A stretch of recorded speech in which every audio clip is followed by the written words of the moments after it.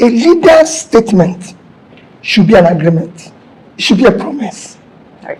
I've said it repeatedly. I will serve for 4 years. Just like I said, I will unite the country. So these are agreements.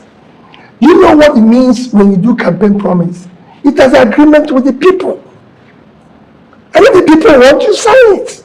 Because it's an agreement. So are you confirming that you actually signed to paper that you're going to run for just 4 years? Let me tell you, when people talk about signed agreement, I laugh. Your statement should be a signed agreement. I, the party, everybody have agreed, documented is 4 years, not a day more. And that is not just on that. In other issues, in other areas. So if I say, I will brutally and resist corruption, and I will not be part of it, it is an agreement with the people. That's what we want. That's why I'm talking about the character of the leader must now be brought into question. Peter Obi said when he became governor that he is not going to knowingly steal the money of Anambra State that is not entitled to. And when he left office, there's so many other things that said, I will not have to allocate land to myself. So when I left office, I go to people and say, go and show me the land in Oka, in Onitsha, anywhere in Anambra State, allocated to Peter Obi by state of Anambra State. That's one. I said, I will not be part of those who are getting pension and gratuity when they leave office. Go and show me. Anambra has not bought me pure water since I left. So a leader statement should be an agreement. And they asked in so many interviews, will you guarantee steady electricity? By that, I said, no, it's not possible. Because I know it takes about 3 years to build a power generation company. If I'm going to support one, it takes time to build infrastructure for transmission and this. But I said, by the time I leave, I guarantee that we'll be generating, transmitting and distributing not less than 10,000. So that when you come, people will see it. I said, I'm going to cut costs. People will see it. That's how a leader does. So a leader's statement is an agreement. With the people. With the people. Now, let's talk about the people of the Southeast who for a very long time have been clamoring for for the presidency. And in fact, for some people feel they've been marginalized and set aside in the politics of Nigeria. And you're one of the strongest voices from the Southeast. If by divine providence and the will of the Nigerian people, you do get the opportunity to get into that office, would it not be unfair for the Southeast people to say, you now want to spend only 4 years in that office? Let me tell you, the actual marginalized people in Nigeria is Nigerian youths, who the country have not given opportunity to live. All Nigerians want is to create an environment, an atmosphere where people's hard work and talent will match up their opportunity. I don't care who is there. If the person who is there is doing the right thing, it doesn't matter. It don't need to be. So 4 years, 8 years does not make a difference. We've seen governance since 8 years, 4 years. In 3 years, look at where we are. We've been able to double our poverty level from 87 to almost 180 something. For the World Bank analysis now, where they said that the reforms have not impacted on the people. It was 87 when this government started, now it's going to be 180 something. So where is the impact? Whether you stay 10 years on this, what is important is that what are the deliverables? People are voting for their lives to be better. And that their life being better might not be achieved in 4 years. But they could see the hope. What drives faith and people love their nation is hope. It's like someone who went to church and they say, if you do the right things and you die, you go to heaven. None of us have seen someone who went to heaven. But that hope, we will go to heaven, is what is driving our faith to do the right thing. And that's what you need. That's what government offers to people by saying, yes, we're going to this place. We're going to build this house. There's a foundation.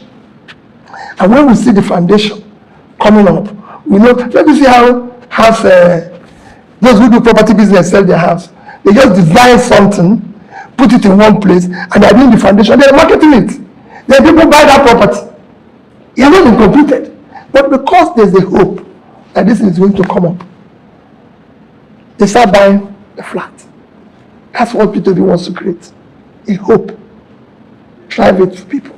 So it has nothing to do with, yes, these people will feel, oh, they are not, if you stay there 20 years and you don't do anything, it's something. It's rather you stay 1 year and see the impact. That Nigeria where the voices of the youth will be heard and people will have a sense of belonging, what are the structures you intend to put in place to ensure that that is achieved, at least in the first 100 days or 1,000? No, it won't be 100 days. Nobody forget about all those 100 days and everything.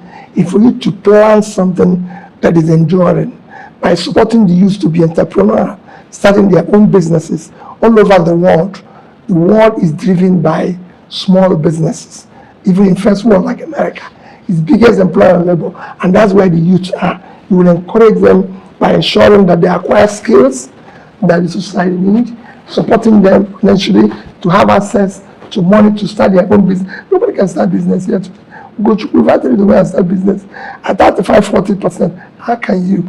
You just be working. The system is against you. Taxman, this man. If you see the burden of existing here, it's all that. There's no power. There's no this. So we're going to create an environment that can make them thrive, make them read and everything, do the right things. Now, in 2023 elections, you had young Nigerians who were fully for Peter Obi, and they chanted this cause so much because they believed in it. But along the line, we believe that some actually don't really have that 100% confidence now. What have you learned from previous elections, moving to this new cycle, that will help you build that trust that they had in you before that? That's what I'm going to do, is to go back to them. You know, this is normal. It's normal. In any system, when people lose, some people give up. It's even for us who are Christians, even in the Bible, where they said some were planted on, they grew on a rock, some planted. So people, it is not easy to stay the course. Even for me, people tell you, what is all this you are fighting? Why don't you just go and settle yourself, negotiate with these people? Do this, and you tell them, what am I negotiating? What do I want out of life? It's difficult. Even for people who were cursing me when I was in Anambra State, why are you saving money? Who have saved money? Why don't you just help yourself?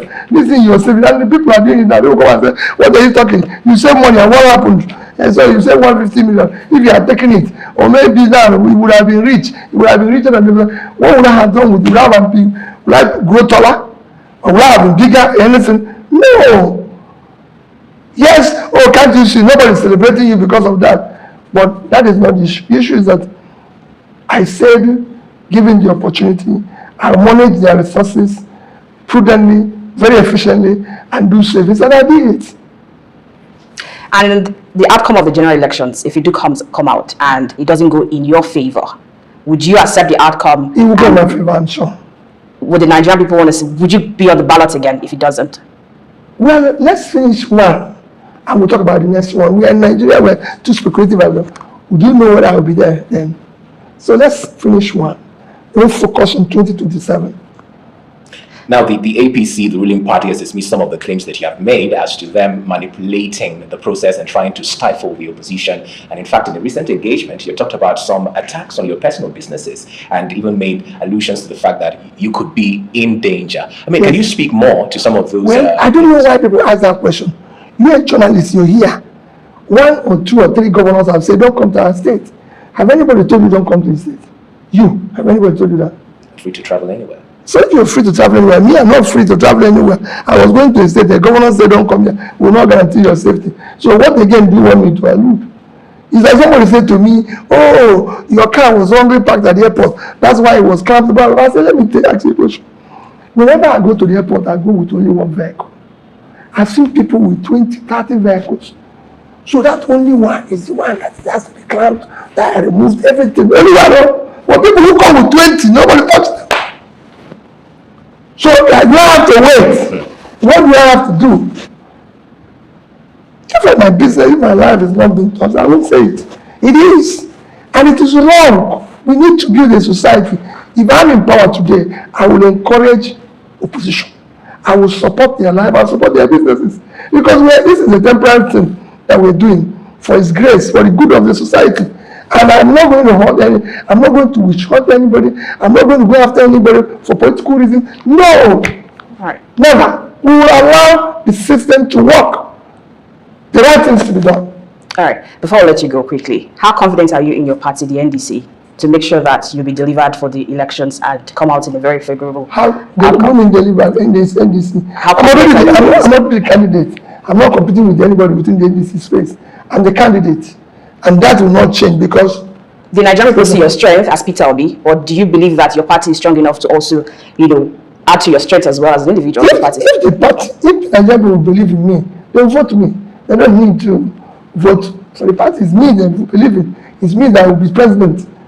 It's not the party that will be president. Yes, I respect the party. The party is praying. But it's true the party you're going to be representing. Yes, so you consider countries and nations that change by individual. Do you know Lee Kuan Yew's party of Singapore? What people call Lee Kuan Yew every day? Lee Kuan Yew had a party. It's that person that leads, that changes the dynamics, changes everything. Peter Obi is offering himself to change Nigeria. And believe it, I'll deliver it. In 4 years. Not in 4 years. Remember what I said. I'm going to start driving that vehicle on the right road. It will be headed in the right direction. All right.